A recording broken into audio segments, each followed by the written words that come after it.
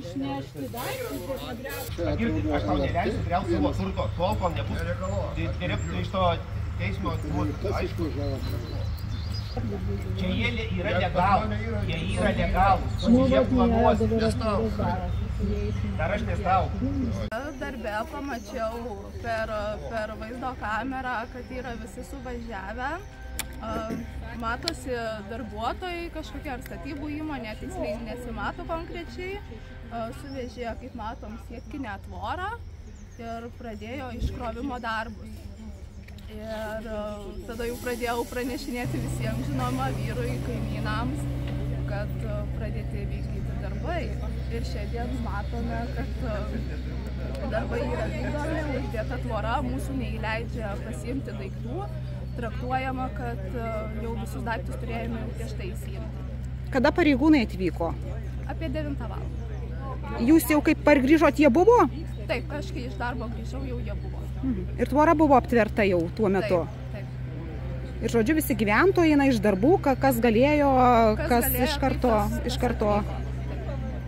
Jeigu stovit, tada stovėkit paskui. Tai gal tada jie ir gali nejudinti daiktų mūsų, kol neįsiaiškinsim situaciją. Dėl to ne. Tik tais va, jei neleidžiat įvažiuoti, neleidžiat viskas. Nes.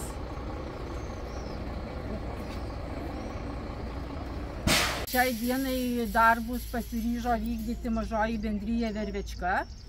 Tai su vadovu telefonu susisiekti nepavyksta ir užduoti to klausimo, kokiu teisiniu pagrindu, ar turi privalomąjį nurodymą, tai tos informacijos gauti nepavyksta.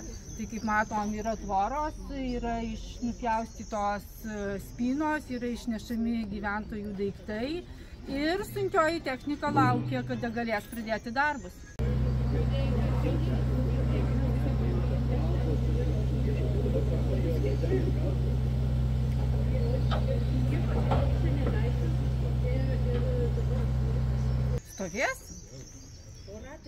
Stovėsim, va čia va ir ginsim savo turtą ir eisim prieš neteisėtus savivaldybės veiksmus. Tai yra, tiesiog, tai yra gyventojų bauginimas. Yra gyventojų bauginimas, neturint jokio teisinio pagrindo, kabinėja raštelius ant statinių, siunčia buldozerius jau ne pirmą kartą, atveria tvoras, šiandien policija yra atvažiavus viešos tvarkos skyrius.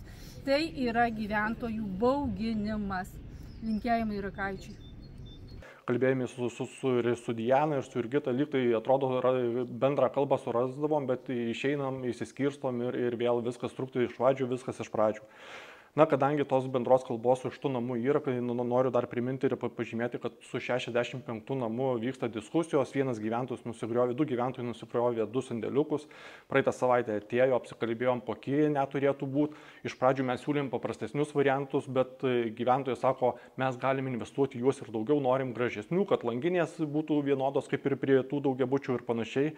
Taip pateikė prašymą, kad pateiktumėm sutikimą statytis tam laikinam statiniui, tai šiuo metu tas sutikimas yra išdavinėjimas, vyksta procedūros, bet tikrai šią arba kitą savaitę duosim tą sutikimą ir gyventojas galės statytis. Na, su 63 namų bendros kalbos nerandam. Gyventojai irgi skambina, dabar piktinasi, pateikė dokumentus, kokiu pagrindu mes negriaunam, bet iš esmės miestas suformavo tuos 2 sklypus, mes juos administruojame, na ir kadangi statiniai nėra nei įregistruoti, nei inventorizuoti, jų kaip ir nėra, tai mes tiesiog tvarkomės tuos sklypus.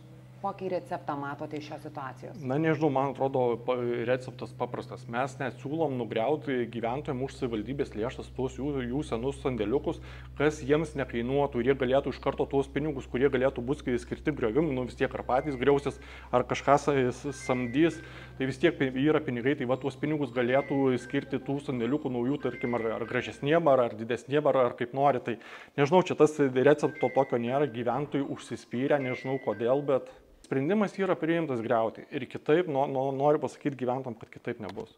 Tai tiesiog mes juos nugriausim, na gal šiandien nepavyks nugriauti, pradėsim griauti, vis tiek. Bus apgriauti tie sandėliukai, ką jie juos naudos, nenaudos.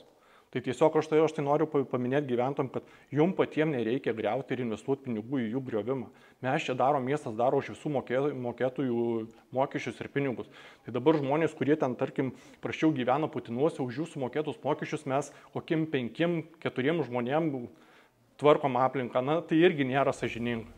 Nežinau, kodėl nepasitikė, gal kažkokios yra nuoskaudos nuo kažkokių praėjusių kadencijų, bet nekartą esu ir viešai pasakęs, kad kai gyventojai nusigriaus sandėliukus, iš karto einam į tarybą, teikiam tarybos sprendimo projektą ir tuos sklypus perdodam.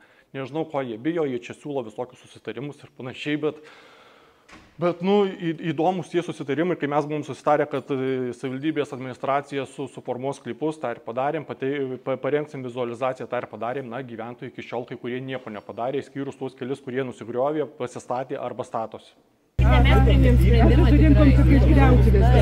O kas toliau? Prašom dėl to pasitraukti. Mūsų pievos šiaip tai yra visur. Ir čia mūsų pievos. Ir toj savivaldybės žemė kur? Gerai, Artūrai.